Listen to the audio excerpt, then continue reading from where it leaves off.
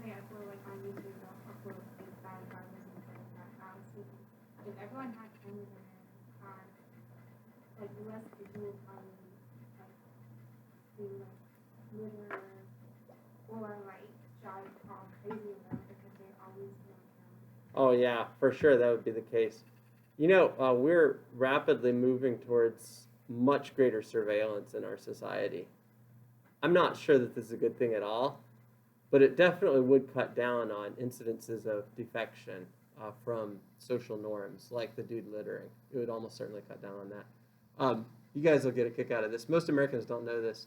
Well, maybe you'll be frightened by this. In China, they have, of course, millions of cameras everywhere. And there's actually like a national social credit score that people have. And if you are caught by camera, like jaywalking, your social credit score goes down, and you miss out on certain opportunities, like better financing on your next loan or something like that. Or if you're caught littering, right? And it's not just stuff like that. I mean, if they, there are all sorts of microphones that listen in. If they catch you in a conversation speaking against the government, or if they catch you online in a chat forum saying things against the government, your social credit score goes down. I mean, heck, it might, worse things than that might happen to you. And yeah, like everybody in China has a score. That's a pretty scary version of surveillance. But I totally agree. Surveillance would diminish the incidences. That is true. I'm not sure if the externalities that would result from the surveillance would make it worth it, though. Other ideas about how to make it in the interest of individuals to do what is in the interest of the society in this particular case? Yes?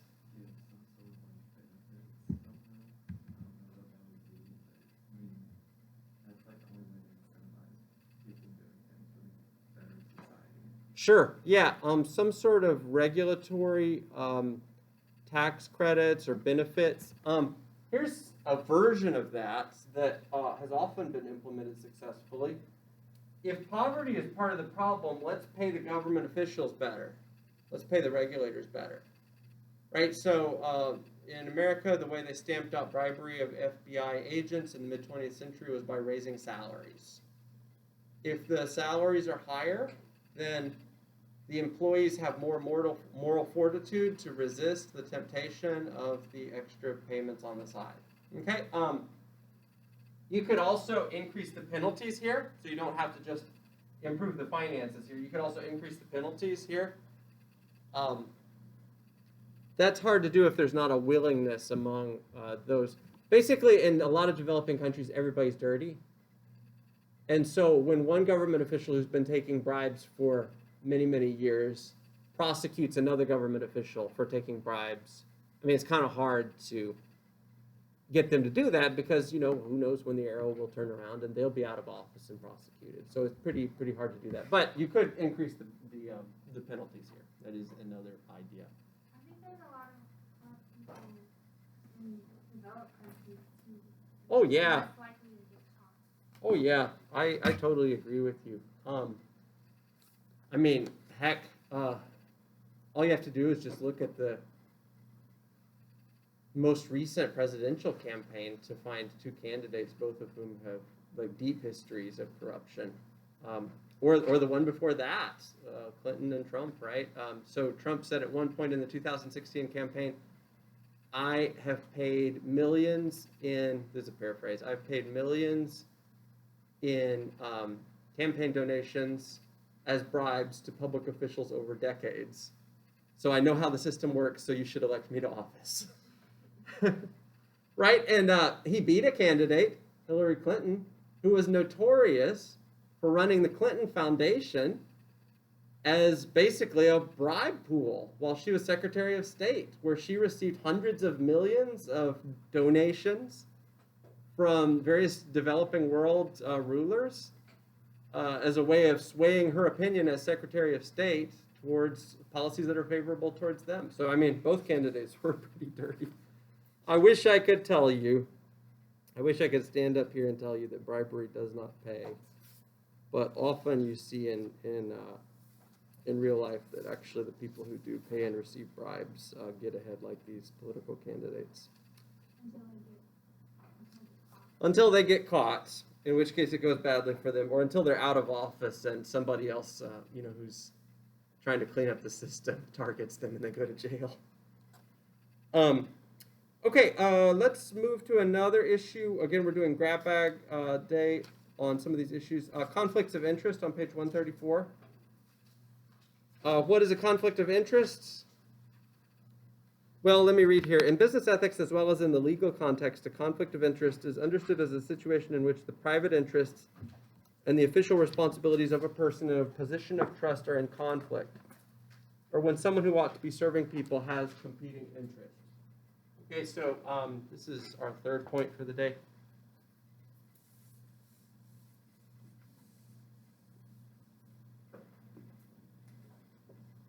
A conflict of interest, essentially, this is a way to conceive of it, is where you are playing two roles simultaneously. And you're trying to play two roles simultaneously, but in doing so, you're actually undermining one of those roles. Okay, what do I mean by that? Like when you work at one company, but you're in something Exactly. Exactly, yes, that's an example of a conflict of interest. Here's an example. You're an HR manager, and you're supposed to hire the best person for the job, and your brother applies for the job, and his qualifications aren't the best, but he's your brother, and so you hire him because you are playing the role of brother and the role of HR manager simultaneously, and your role of HR manager is undermined by virtue of your brother role. Okay, it's a conflict of interest that is definitely in mild cases frowned upon, and in severe cases leads to legal penalties. Yeah, just something to be aware of. Okay, let's turn and go to insider trading.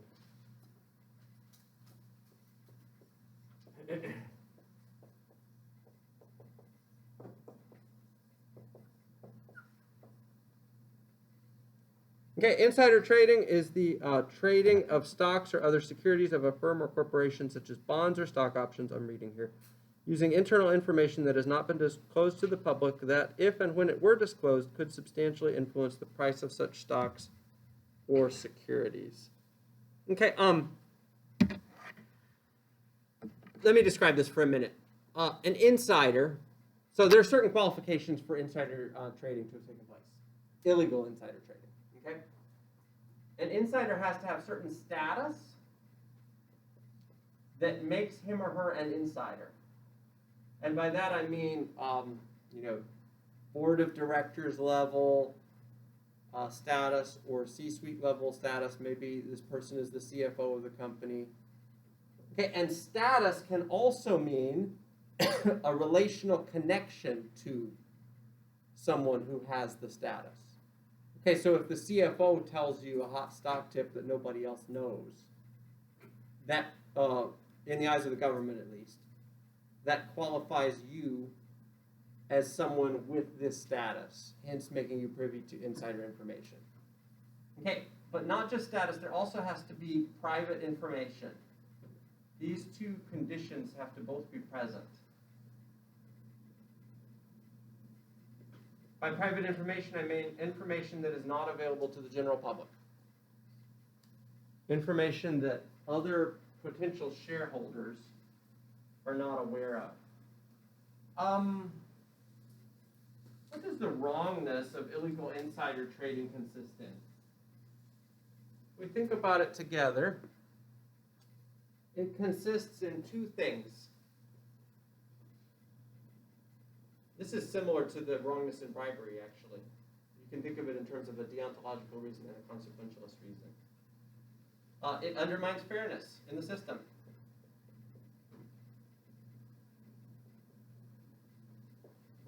That is, it is unfair to other participants in the system for some participants to have a special knowledge advantage and to use that knowledge advantage for to do damage to the other participants. Consider this as an analogy. Imagine that I am in the used car business and you are buying a used car from me. And unbeknownst to you, this car is going to break down badly in 2 weeks. Okay? I have fixed it up so it looks, aesthetically nice. I've given it a new paint job.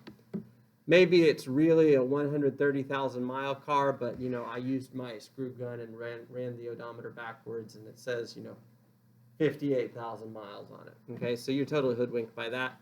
Maybe also I've made the parts that you can see in the engine look good, but unbeknownst to you, it's rusting out underneath, and this car is going to break down. Okay, so I know things about the car that you don't know, and I'm selling you this car as basically a bag of bum goods. And you as a counterparty are in an asymmetrically underprivileged information situation with respect to me. That is, you do not have the information that I have because I have not disclosed important things about the car to you. In fact, I have actively endeavored to hide it. If Mark Zuckerberg knows that Facebook is going to miss their quarterly earnings estimates, and he sells his shares to a bunch of unsuspecting retail traders in the public, that's like the used car salesman selling bad goods to the unsuspecting driver. Okay, it's the same principle. It undermines fairness. But it also undermines confidence. If some participants in the capitalist system have information advantages that are not available to others, and this is generally known to be the case, then people aren't going to want to participate in the system. People don't want to participate in a system where they're at a serious information disadvantage, like systemically, to insiders who can dump bad goods on them.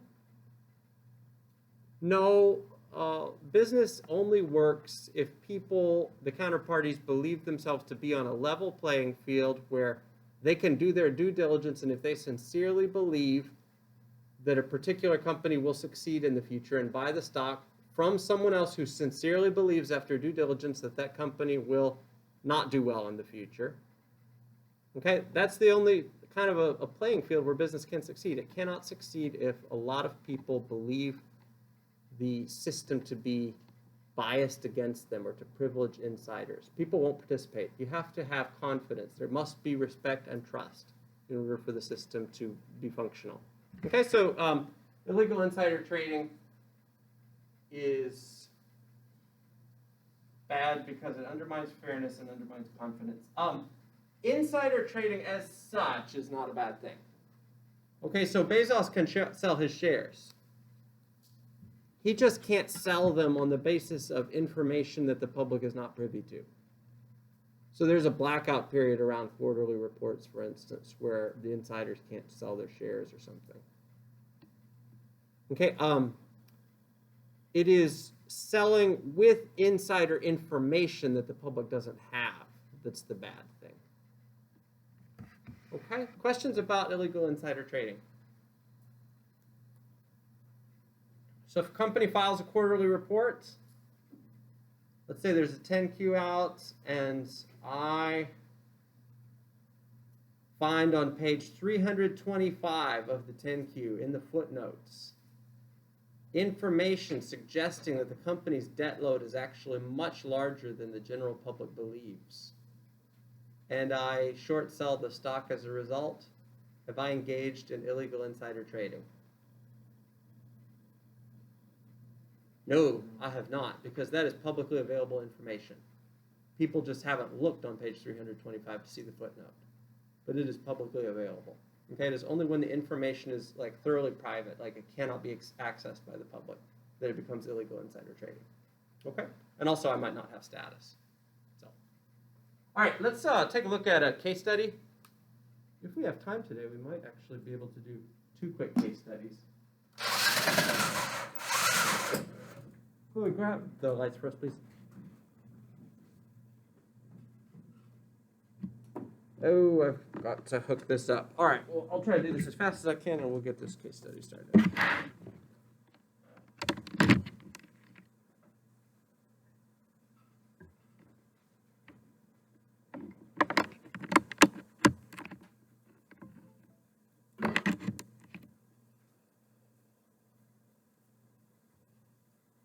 Is that on? You guys hear it? There it is. Okay, we're good.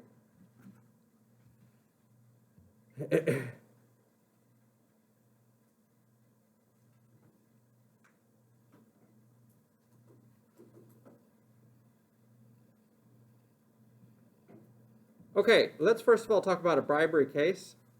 This has to do with FIFA, which everyone has heard of, yes? We all know what FIFA is. FIFA is one of the most powerful sporting bodies in the world, probably next to the International Olympic Company, International. Oh, someone help me, please help. The Olympics. Who are they run by? What's the name of the organization? International Olympic Committee, right? I believe it's the IOC. Yeah, I think that's it. Okay. All right, FIFA. Founded in 1904, based in Switzerland. Biggest sporting event in the world is run by FIFA, played every 4 years, started in 1930. Okay, the World Cup is much bigger than the Super Bowl. Sorry, Americans. Sponsored. Well, America is so bad at it that, like, I guess we try to downplay its importance because we aren't any good. Sponsored by firms, international conglomerates like Adidas, Coca-Cola, Emirates, right, Budweiser. Composed of 32 teams divided into 8 groups of 4. However, it has been dominated by a small group of European and South American squads. I think, I'm probably going to make a mistake here. What, the Germans have won 4 and the Brazilians have won 4? I don't know. Anyway, Argentina, Brazil, Italy has won a lot. Spain has won. France, Germany. Okay. The final is the most widely viewed event in the world. For instance, more than 700 million people watched the final match in Germany 2006, and more than 1.2 billion people watched the final match in Moscow in 2018. Broadcasted in more than 200 countries. Lots of attendance. This is a very lucrative sporting event, okay? Quite clearly, it brings a lot of money into the countries that are able to host this. FIFA is made up of the FIFA Congress. Their most important job is to elect the members of the executive committee. The executive committee determines who gets to be the host country for the cup. This is like next to the Olympics, or maybe even more than the Olympics. This is like the most lucrative sporting event that a country can host. Quick breakdown on FIFA's makeup. Okay, it is made up of various regional bodies. We're in CONCACAF. UEFA is the most powerful soccer governing body. CONCACAF is probably one of the weakest, although we can't even make it out of CONCACAF. We didn't get to Moscow 2018 because we couldn't even beat the other countries in CONCACAF. Anyway, all right, the women are really good. All right, so U.S. women's soccer is like something to be proud of, okay? Okay, to win the cup, you have to demonstrate infrastructure, stadiums and practice facilities, equipment, transportation, housing, lodging, as well as show that your host country is going to be able to play a substantial role in soccer's long-term development. In 2015, the United States led an international investigation. A bunch of countries were involved, but it was actually led by the United States. This unveiled bribery, money laundering, and racketeering on the part of executive committee members. And let me just say, before I get into the nuts and bolts of this, it was really bad. Like the organization, FIFA as an organization, is like really corrupt. I think they're still corrupt, but it was much worse like prior to this. Over $200 million worth of bribes were discovered. Investigations come from a 24-year span in which the crimes were believed to have occurred. Here's an example, South Africa 2010. South Africa paid over $10 million in bribes to the Vice President, Jack Warner, and other FIFA executive committee members. Chuck Blazer, our own CONCACAF official, admitted to have received bribes in the votes for the 98 and 2010 World Cup. In 2010, Morocco received more votes initially and arguably had the stronger bid, but South Africa was ultimately awarded the right to host the tournament. They basically out-bribed Morocco. The most controversial Cup bidding process was Qatar 2022. This country is sometimes called Qatar.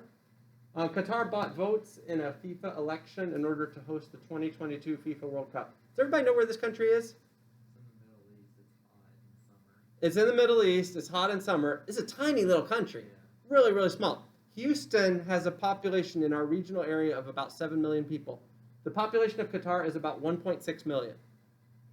Okay, that's how small this country is. And it's also in the middle of the desert. Okay, they actually won the bid. So bin Haman, in charge of the Qatar bid, paid more than $5 million to football officials to support the Qatar bid. I mean, if the World Cup is as big as it is, I mean, I'd hold out for more, to be honest, if I were an official. Like it does, these numbers seem a little small, don't they? Okay. Look who they outbid. The United States. Okay. If you think about this, let me show you how. Let me just describe how implausible this was. The United States has massive infrastructure of facilities. Okay, we have football stadiums, we have baseball stadiums. We can use all sorts of different stadiums. We probably have at least 100 or 150 stadiums that could be deployed for World Cup hosting purposes. Okay, Qatar had no stadiums. They had no stadiums. Okay, it's also in the middle of the desert. The World Cup traditionally takes place in the summer, and there was some concern that the players would die on the pitch because it gets up to 120 degrees in the day. Okay, and so it was clear that like the way they won this was just bribery. I mean, it's just like there's no question about it. Yes. Yeah, so they had to move the tournament into the winter because of that. That's right. Yeah, they moved it to the winter. The problem is it actually doesn't get that cold in the winter either in Qatar. Yeah.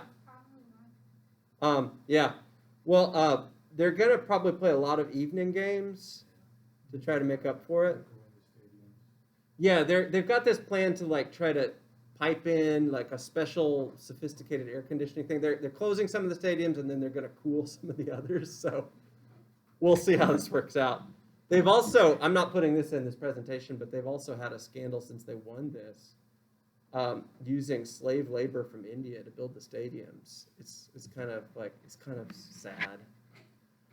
Okay, quote from the U.S. Attorney General: "They corrupted the business of worldwide soccer to serve their own interests and enrich themselves. They did this over and over, year after year, tournament after tournament, instead of upholding the rules that keep soccer honest." Okay, it was a real dramatic thing. Like Interpol was leading these. Like it was a pre-dawn raid at in Zurich in Switzerland, and they like brought a bunch of the top FIFA officials out of their hotel rooms in their PJs and cuffs. And it was real dramatic when all this happened. Ben Haman was banned for life. Chuck Blazer, our own CONCACAF official, was banned for life. The dude in charge of FIFA, Sepp Blatter, was initially banned for 8 years for the scandals. 7 FIFA officials now face 20 years in prison each if found guilty of all charges. FIFA nowadays is trying to clean up the organization a little bit. They claim, let me read this, that they were the victim of corrupt individuals within the organization. FIFA says that corruption did not infiltrate the organization as a whole. Whatever.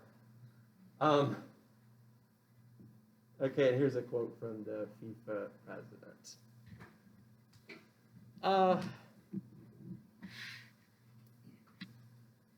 I guess I'll say this about bribery. It works until it doesn't, you know? Like, it's great for you if you can get away with it, but when you don't, like, it becomes bad and you go to jail. So I think the FIFA case illustrates that. Questions or comments about the FIFA case? Are you guys soccer fans? Yes? Some of us? Yes? We probably, like, those of us who are Americans, right, we follow the American women's team more than the men's team. Okay. I actually don't even root for the United States in international soccer because we're so bad. I actually root for Germany because I want to root for a winner. So yeah, I mean, it's kind of a sad situation. Okay, you're from Belgium, right? Belgium's great. They've got a great team. They, this is a country that's much smaller than the U.S. What is Belgium, like 12 million people? Something like that. Okay, it's much smaller than the U.S., but they regularly beat Americans in soccer. Like it's like no contest even. It's very humiliating. Okay, let's go ahead and split for the day. I'm sorry, I was gonna do the Martha Stewart insider trading scandal, but I'll have to save that for next time. It is great to see you all. I'll go over the test next week.